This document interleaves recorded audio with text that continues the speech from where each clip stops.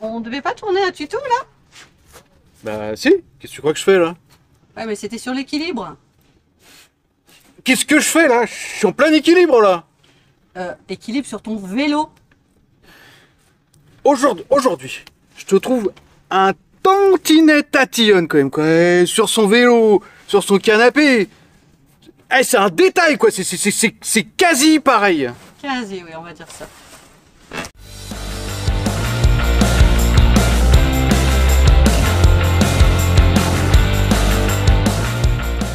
Le tuto d'aujourd'hui, ça va être un tuto sur l'équilibre sur son vélo, jusqu'au track stand, à l'équilibre statique, sans bouger. Pourquoi on va vous enquiquiner là-dessus? Enquiquiner ou pas d'ailleurs, hein, parce que moi j'adore regarder les tutos et ça me fait plaisir moi. Et j'espère que vous aussi du coup. En gros, quand tu es dans un passage complexe, technique, avec de la pente, tu as deux grands critères pour t'en sortir. Ta technique et la vitesse. Il y en a d'autres, ton physique, ton mental. Mais d'accord, mais on va prendre vitesse et technique. Vitesse et technique, deux grands critères. La vitesse a un intérêt, c'est que notamment avec les 29 pouces, elle te permet de passer les obstacles plus facilement. Mais moi, je veux avoir les deux options. J'espère que vous aussi, vous aimez avoir les deux options. Parce que si tu peux te remettre que sur ta vitesse, Ça peut craindre. ouais, tu facilites le passage, j'entends bien. Mais s'il y a une douille, t'augmentes la gravité de la gamelle. Hein. Alors, pour être très précis, t'augmentes la probabilité de te faire super mal. Voilà. D'où l'intérêt de travailler son équilibre statique et ses capacités à basse vitesse. Ici, où t'as pas l'option vitesse. Je veux dire, t'es mort sinon. Donc dans certains cas, bah, autant avoir tes deux options et dans l'autre, autant maîtriser la seule option possible. C'est bon.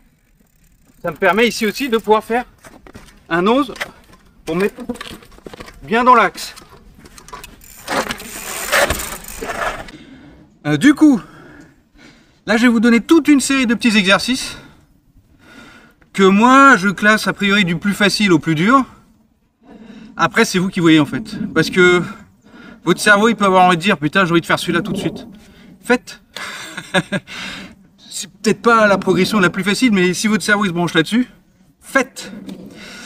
Et l'autre truc c'est qu'il faut en bouffer. Ah ouais, ça je vais dire ça dans tous mes tutos. Il faut en bouffer beaucoup, dans un environnement sécure.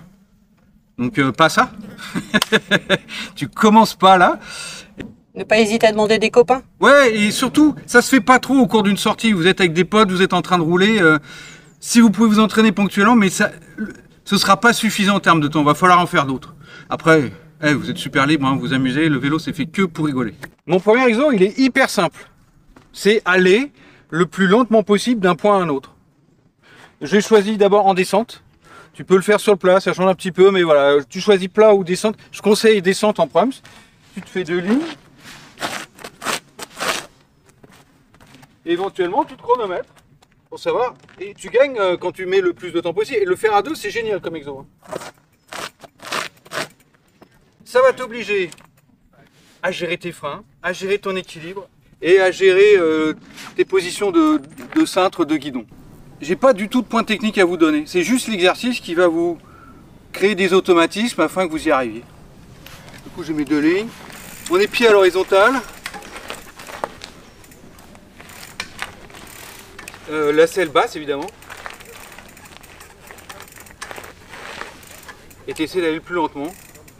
La version numéro 1, je l'ai fait dans une rigole dégueulasse. Hein. Fais ça sur une route, par exemple, c'est plus simple. Là, je vais me mettre sur un endroit un peu plus stable.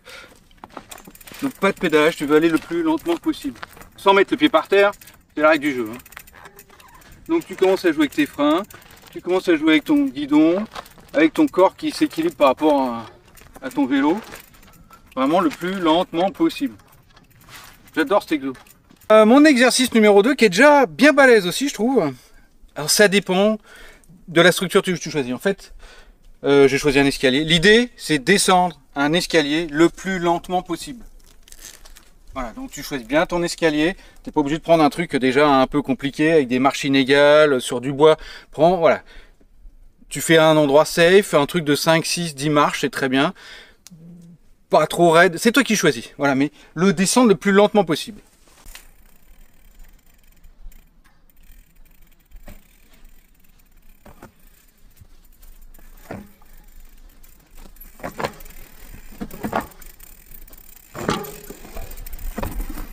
Donc ça, c'est un exercice, tu vois, où justement tu as le choix. Je passerais 1000 fois mieux avec de la vitesse. C'est vraiment se forcer à. Ça t'oblige à gérer les freins et encore une fois ton corps dans des situations de plus en plus compliquées. Et évidemment, cet exercice, t'as ta sortie de secours. Tu sens que tu commences à perdre l'équilibre, tac, tu remets ton guidon droit, tu relâches tes freins et voilà, donc gardez ça dans un coin de la tête. Toujours safe. Toujours safe. Alors cet exercice-là, on se rapproche pas mal de l'équilibre statique, hein, track stand pur. Il te faut un appui, un mur, un arbre, un rocher, un truc solide quoi. Que tu veux pas qu'il se pète la gueule pendant que tu appuies dessus. Donc l'idée, tu as ton pied fort devant, moi ici c'est mon pied gauche, hein, et ton guidon tourné à l'opposé, vers la droite. Tu vas aller plaquer ton pneu contre ce mur et tu vas commencer à chercher ton équilibre déjà. Donc ça c'est le premier exercice quand même. Hein. Frein bloqué, tout ça. Surtout le frein avant. Tu peux lâcher le frein arrière bien évidemment, mais souvent les gens ont du mal à déconnecter les deux, donc fais tes deux freins en même temps, c'est pas un souci. Évidemment tu fais attention à ton frein avant, parce que si tu le lâches, ça peut repartir en arrière. Donc là on est pas mal, vous avez déjà quelque chose. En petit truc à faire, décoller légèrement la roue avant là pour vous tenir 2 secondes et la replaquer. Ça c'est une étape intermédiaire. Donc en 1, vous restez bien bloqué sur votre mur. En 2, vous commencez à bouger votre roue avant, la décoller légèrement, la replaquer, décoller légèrement, replaquer. Ok ? Dans le futur, quand tu le maîtriseras vraiment bien cet exo, je te conseille de le faire aussi avec l'autre côté, ton côté faible. Alors attention, tu gardes ton pied avant, à toi, ton pied fort avant. Moi ici c'est le gauche, mais du coup tu te mets dans l'autre sens. Allez, je vais vous le faire. Faut aller de l'autre côté. Encore. On pourrait changer de pied. J'ai souvent hésité. Je conseille quand même de travailler. Toi, c'est comme si tu me disais en tennis, je change de main pour faire le revers et le coup droit.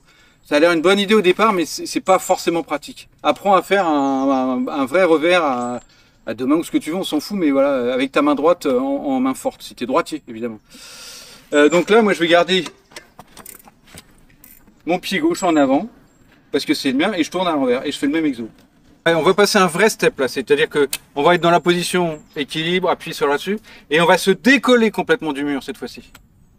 Alors pour se décoller du mur, je vais avancer mon buste, je vais le reculer, je vais relâcher mes freins, et je vais me décoller de ce que tu veux, de ça ce serait bien quoi. Et après tu vas te recoller en réappuyant sur tes pédales. L'idée, en termes de sensation que vous devez retrouver, c'est cette force sur les pédales qui vous fait avancer, et elle vous fait pas reculer, mais vous avez l'impression de reculer comme ça. Super important.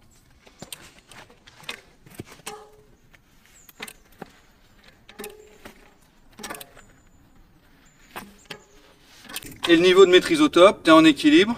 Je vais me décoller, me reculer, faire un tour et revenir me plaquer ici et faire plein de tours tant que tu peux.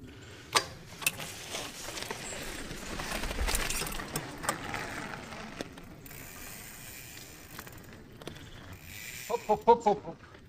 Tranquille. Bah alors, c'est pas belle la vie? Alors globalement, ce dernier exo, c'est à peu près le même que l'autre contre le mur, sauf que t'as pas le mur. Mais là, on va utiliser la pente, on utilise une montée. D'accord? Et ton équilibre, tu vas le faire un peu avec tes freins, mais tu vas voir pas tant que ça. Et surtout, avec ta pression sur les pédales. C'est-à-dire que c'est la pente qui va te ramener en arrière. Tu repousses, elle te ramène en arrière, c'est ça qui te permet de garder l'équilibre. Tu piges? Moyen. Moyen? Démonstration. Après, je te dirai si j'ai pigé. Démonstration. Tu arrives non, de manière nonchalante. Ça, j'ai pigé. Et tu vois là, j'ai pas mes freins. Ah oui. J'ai tourné mon guidon, c'est la pente qui me ramène en arrière, mon pression sur les pédales qui me ramène, la pente qui m'amène dans un sens, ma pression qui me ramène dans l'autre. Alors là, j'ai compris moi. Ok. D'accord, tu veux que je le refasse ici? Ouais, mais c'est super complexe hein, quand même. Là, c'est le dernier exercice à faire. Hein. Ouais, c'est le dernier exercice parce que bah, on n'a plus l'appui du mur, hein, forcément. Mais l'idée est la même. Tu vois, quand je reculais, je sortais du mur et que je revenais, c'est ma pression sur les pédales. Ouais. Sauf que contre le mur, je devais faire un déplacement du corps pour amener mon vélo en arrière. Ici, la pente le fait naturellement. Et tu choisis évidemment ta pente. Là, c'est peut-être un peu raide pour la plupart des gens, mais... Et tu vois, je touche pas à mes freins là. C'est vraiment ma pression de pied.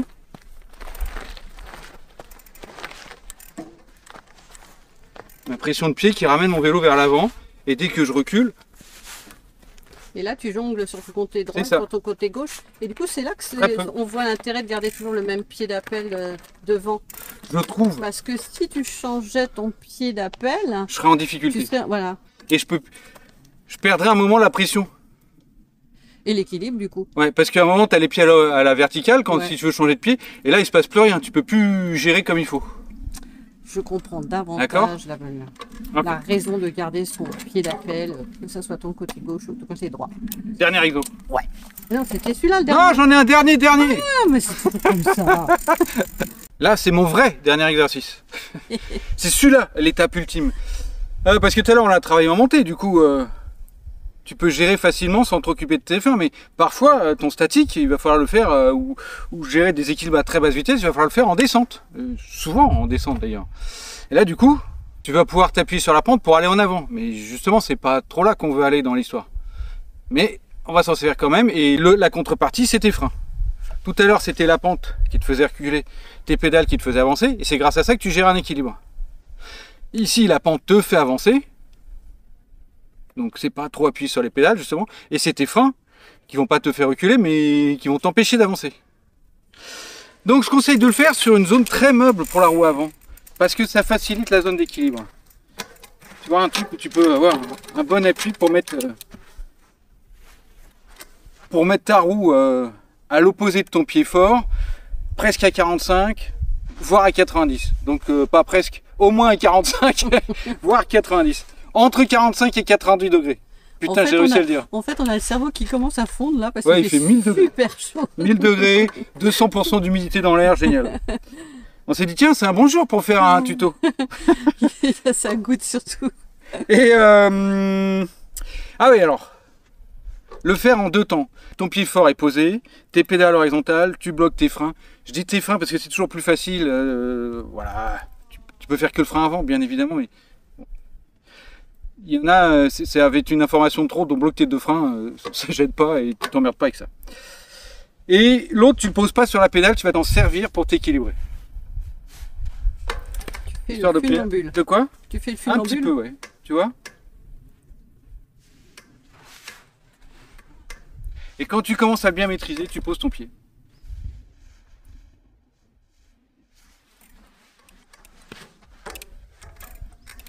Et tu vois, la zone meuble, elle me permet de bien stabiliser. Et tu peux bouger un petit peu comme ça et t'entraîner effectivement dans l'autre sens, hein, évidemment.